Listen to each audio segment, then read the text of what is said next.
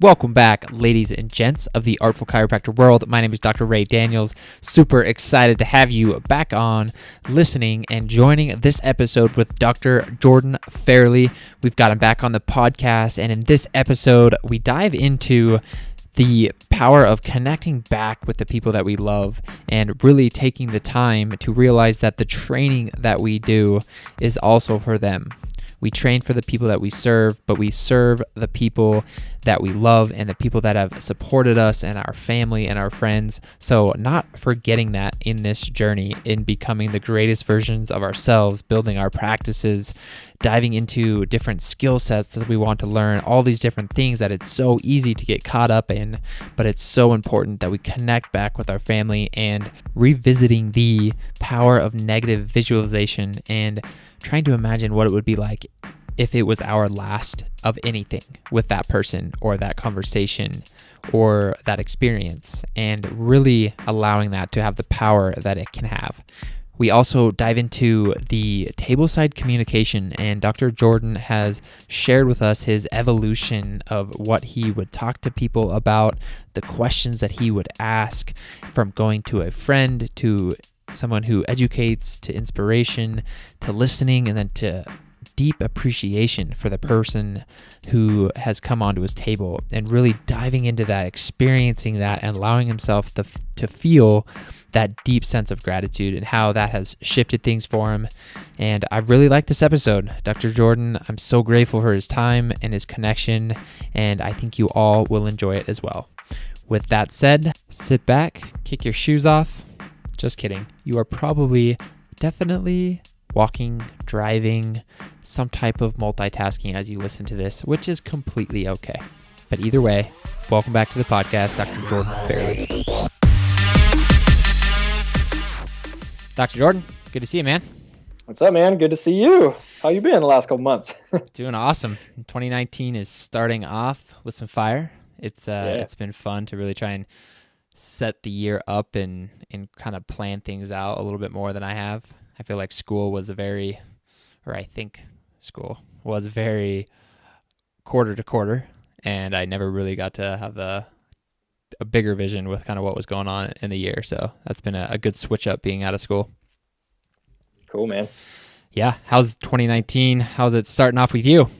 2019 has been a roller coaster. A lot of different things going on, and it started with a lot of family stuff. So my focus really on 2019 is now family. But the day before Christmas, we were all hanging out with my grandparents at my grandparents' house, my dad's whole side of the family. And the second we all left, everybody left my grandpa's house, he then tripped over his rocking chair, fell right directly on his hip, and couldn't get up. 94-year-old grandpa. He had just had a total hip replacement on the other hip 4 years ago, and he broke his femoral neck. So he broke his hip. We all had to go back. I drove up there again like midnight and saw him in the hospital, and it was really, really scary because he's been on blood thinners for 30 years and he's 94, and they said that he's probably not going to make it through the surgery. Oh man, sorry to hear that, buddy. Yeah, it was tough. So we went up and we were able to hang out with him in the hospital and spend as much time as we could. And then surgery day, it was supposed to take 90 minutes. It took 4.5 hours, which is super scary. But he ended up doing great. Really? Yeah, he did good. Good. He ended up like getting up that night to go pee and walked by himself night after the surgery. And he just got released from PT clinic last night. So very thankful that he's okay. I think in the last episode we talked about how my other grandpa passed away in June. So this is like my only grandpa left, and wanting to, I think starting the year off with seeing how close I am to not having grandparents is eye-opening. So really wanted to focus on family this year. But yeah, that's how my 2019 started. Jeez, man. I was going to say, that's a rough year for you. Yeah, and last year. Finishing it up with that, but I'm glad he's doing better, and that's a powerful shift for you then to kind of focus more on family. What does that look like for you? Is that more just time connecting, like out in your schedule, less time doing some different things, or? More connecting with them on a weekly basis, for sure. In the past, I've gone months without talking to majority of my family. It would be like just on holidays, I'd see them. So now really wanting to connect with people on a weekly basis and recognize like all the training that we're doing within KTC to ultimately be better versions of ourselves. Like we do that for the people that we're going to serve. We do that for ourselves. We do that for our future businesses or current businesses. But we also, in my opinion, need to be doing that for the people that are closest to us. And I think it's easy to neglect those people. So recognizing that I've been growing at an exponential rate the last 6 years. And so I can now in the best position I've ever been in my entire life to be able to be a support system for my family. And so wanting to be that for them. So reaching out, hearing what the needs are. I come from a family that didn't really talk about emotions. So figuring out like what are the emotions that people are having and kind of being the catalyst for processing a lot of those feelings within all of us so we can all grow and come closer together. Yeah, man, that's super powerful to try and facilitate that a little bit with family. Like you said, you've done so much training and you've evolved to completely new heights. And then now being able to just be in the presence with your family and like start to, whether it's conversations or just insights, you start to see that like facilitate in them and just being around you. So that's pretty powerful, especially I imagine, like you said, it hasn't been something that has been part of their lives, Right. through the entirety of it at this point. So that's huge. Yeah. Yeah. Cause something that came up that when you were sharing is just like I know it's like a stoic practice or whatever, but just like reflecting on death or losing someone, and it like really shifts every single interaction that you have with them. And that's something I've been trying recently, like at the end of like a meditation in the morning or some affirmations, is like, all right, if this was my last day, what would that look like? And it like really drops you in, and you know, at times you can forget about it throughout the day a little bit, but then there are moments where you like check back in with it and you're like, oh, what would this interaction look like? Or this conversation with the parent or grandparent, or or if you even got to talk to somebody on the phone that day. It's a really powerful practice, and that's cool that you're able to set that intention for this year. Yeah, I mean, that reminds me of the exercise that Lance has had us gone through quite a few times in the past, in which you're able to visualize your own death and visualize your funeral service. And what are the things that people are saying? Who are the people that are showing up? And being able to use that exercise really to live your fullest on a day-to-day basis, and thinking about doing that exercise for the people that are closest in your life. So what would it be like if my mom were to pass away tomorrow and I'm at her funeral service? What are the things that I would be saying? Would I feel fulfilled in terms of like how I supported her throughout her life and the conversations that we had and the experiences that we shared? And then all the people that are closest to us, like if you were to go step by step through each person and then recognize like, am I truly fulfilling what I would want in that moment? I think is powerful.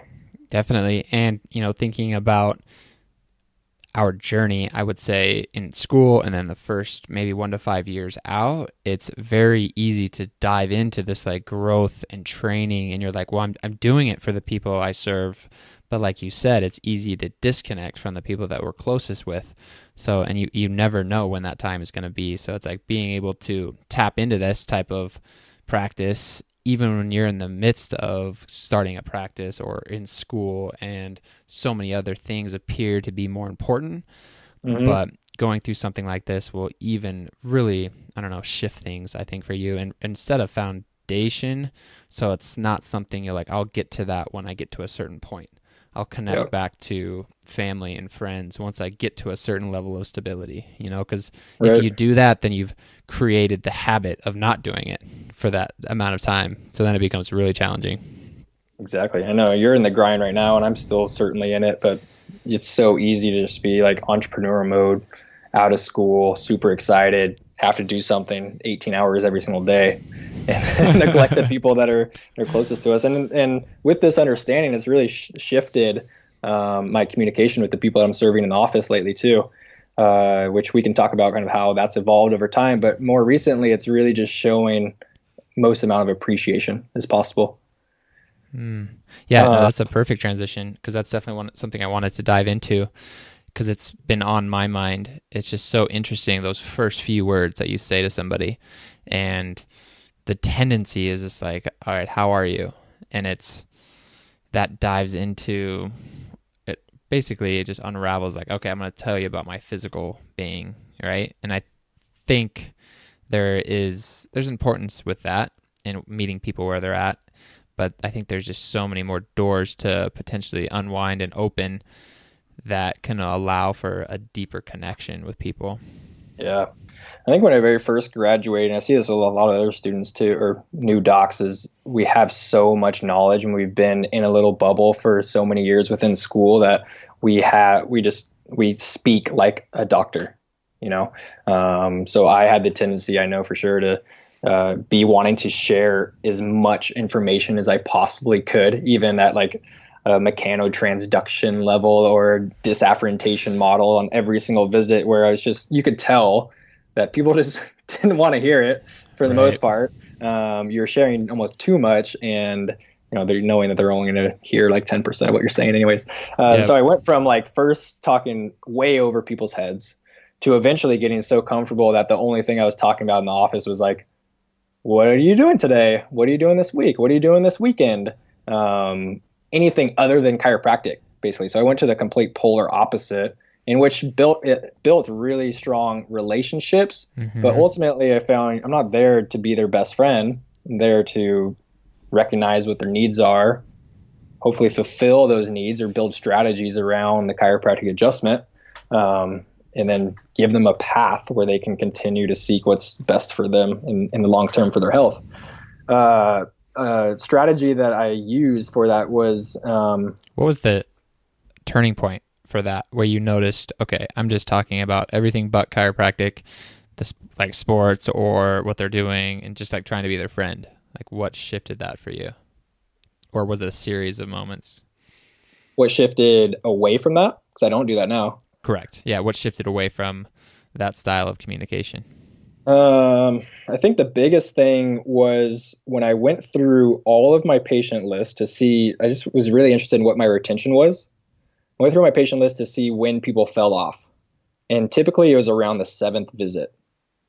And so around that 7th visit, I started to add a special check-in, in thinking about how people committed to a certain care plan, which was definitely more than 7 visits, right, over the course of time. Why were they falling off at 7 visits? It's probably because I wasn't educating them properly.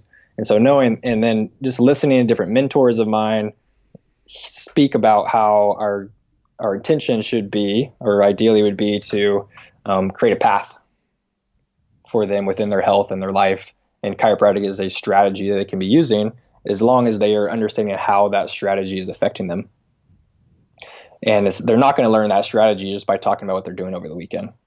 And so, not quite answering your question, but there's a combination of recognizing when it was that people were falling off, and then just at the same time listening to a lot of mentors bring that up. And so what I started to add was asking people, is there anything new or different going on today? So not asking them how they are, because that could be a rabbit hole and doesn't really give you that much information, but asking, is anything new or different? And so if they just started care, I like to use that as a pre-frame for the questions I want to be asking for at least their next few visits. And so if there's anything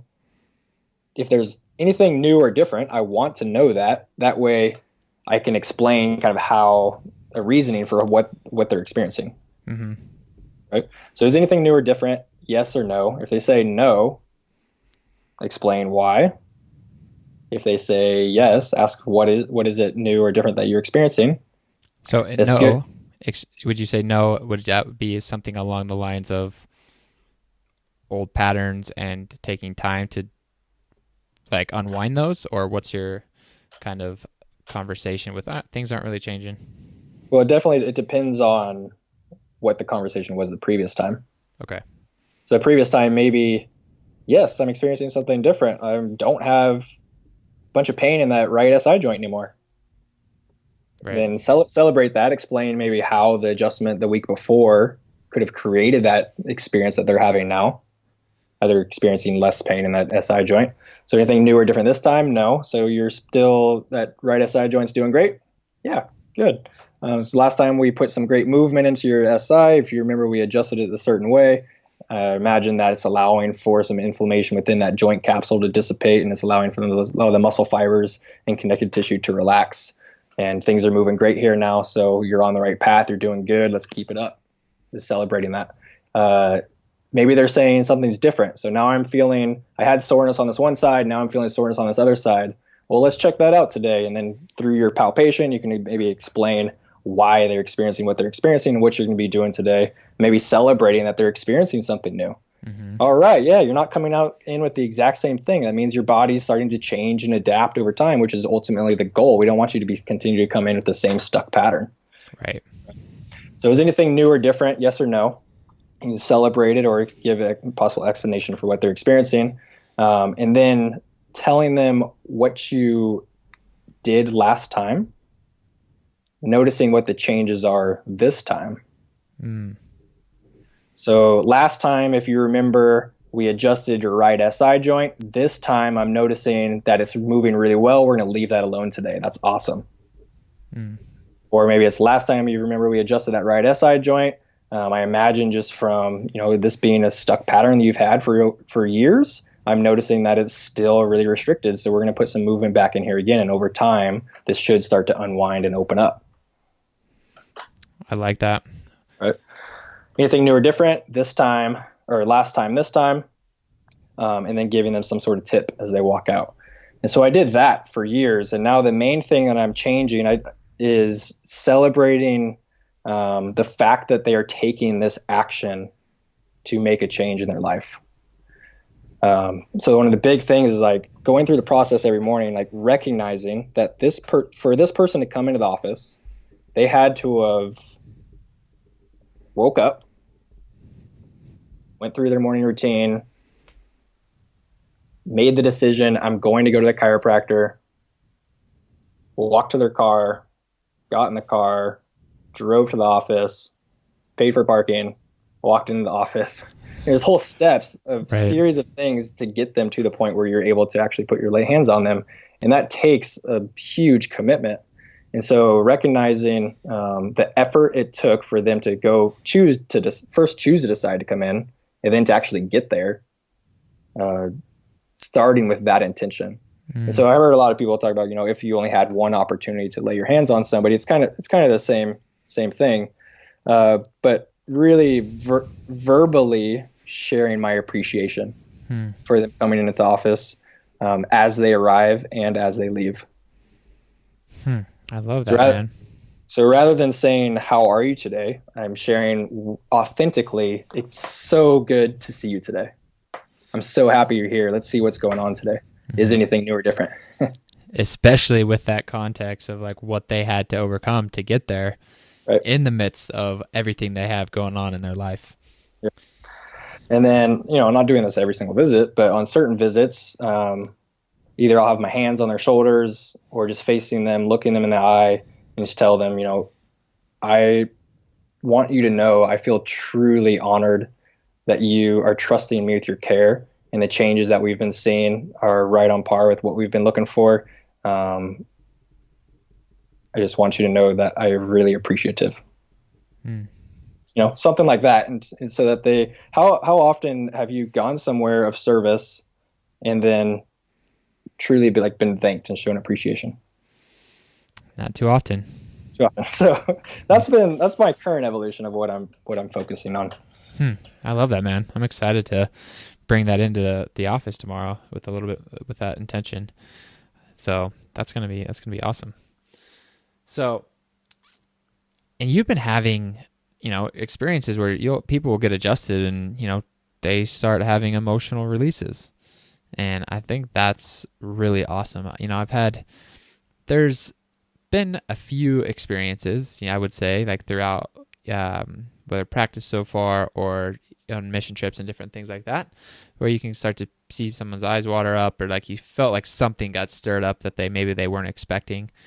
But for you, is is it just the deep intention that you have with your adjustment? I mean, the person that you are, what you've been through, what you've experienced, that you think allows to tap that deep with an adjustment that releases those type of responses within people?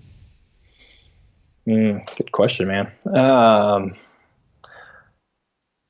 I think the reason why you're able to have those type of experiences fairly frequently is because of the training on listening that we've done within KTC and we do on a continued daily basis.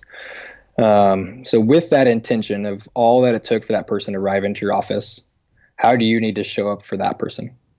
And for me, that is fully present, no distractions, not talking to other practice members or other docs in the office while I lay my hands on somebody. And before doing anything, do nothing. So that's something we talk a lot when we do rounds of, say, cervical adjusting or palpation in KTC, right?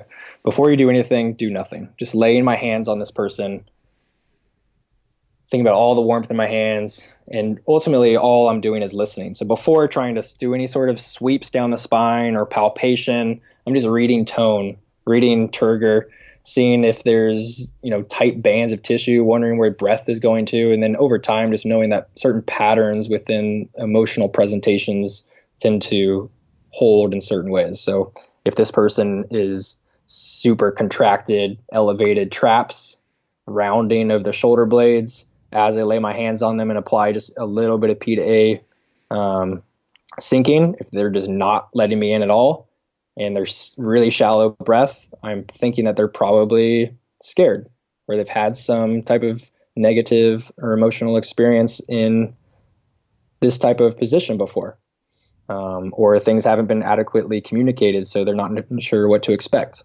So first, just listening to breathing, listening to muscle tone, listening to the things they're saying verbally, listening to subtle changes as I put little areas of awareness through breath in their body, and then over time recognizing what those patterns are. But I think the more stillness you can have with somebody, the more you're going to be able to pick up on subtle things, and the more people are going to be safe to really show themselves. Real quick, how long, and I know it probably varies, but how long will you be in that state of listening before you start to move on with different palpation or verbalizing something that you're feeling or going maybe to that next step? I think for me, if I think about a typical patient interaction, I would say minimum 5 seconds, which if you just slowly count that out, it's quite a while if you're typically used to going through your routine of sweeping or palpating or whatever it is. Mm-hmm. But I'll stay even, up to a minute with some people. If they're just not letting go, or you can tell they've had a rough day, shallow breath work, breathing, and really tight muscles, breath isn't traveling all the way down to sacrum. Mm-hmm. So just a minute, just tell them I'm here. Right. It's okay to calm down. Mm. It's okay to be in a place where you can open up. And then when people have some sort of emotional response, then I'm really still. If I recognize they're starting to have that, I'll just cradle their neck or place my hands on their back and not move and just let them experience it. And then once I feel a subtle change, I'll ask them, what's coming up for you right now, or what are you experiencing?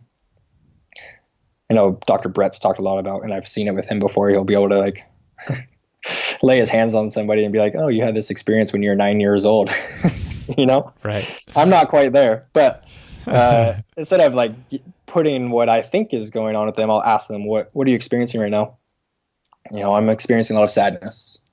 And then asking them, well, what's coming up for you? Why do you believe you're having this experience? Or why do you think you're holding some of that emotional tension in this area?